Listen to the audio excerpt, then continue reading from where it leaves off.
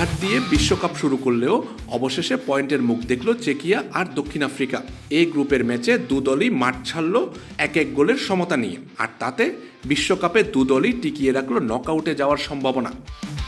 দক্ষিণ কোরিয়ার কাছে হেরে বিশ্বকাপের যাত্রা শুরু করা চেকিয়া এই ম্যাচে এগিয়ে যায় স্বল্প সময়েই। মাত্র 6 মিনিটেই মিখাল সাদিলেক প্রতিপক্ষের রক্ষণভাগের ভুলের সুযোগ নিয়ে বল জালে জড়ান। তবে শুরুতেই গোল হজম করে ফেললেও হাল ছেড়ে দেয়নি দক্ষিণ আফ্রিকা।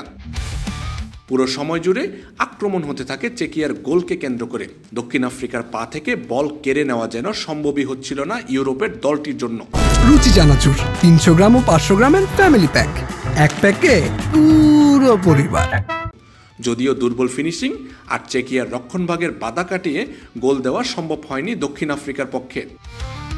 দ্বিতীয়ার্ধেও বল নিজেদের দখলে রেখে আক্রমণ চালাতে থাকে আফ্রিকার দেশটি।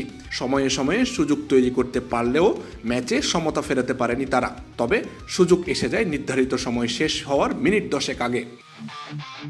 82 মিনিটে থাপেলো মসেকোর শটে বাঁ হাত দিয়ে বাধা দেন চেকিয়ার ডিফেন্ডার। রেফারি পেনাল্টি কিকের বাঁশি বাজাতে দেরি করেননি। সেখান থেকে ম্যাচে সমতা ফেরানোর কাজে কোনো ভুল করেননি টিবোহো মোকোয়েনা। এই ম্যাচে হার নিয়ে মাঠ ছাড়লে বিশ্বকাপ থেকে ছিটকে যেতে হতো উভয় দলকেই, কিন্তু সেই দুর্ঘটনা ঘটল না কোনো দলের সাথেই। এক এক গোলের ড্রয়ে পরের রাউন্ডে যাওয়ার সম্ভাবনা টিকিয়ে রাখলো চেকিয়া আর দক্ষিণ আফ্রিকা। আমজাদ হোসেন আবির, খেলা 71।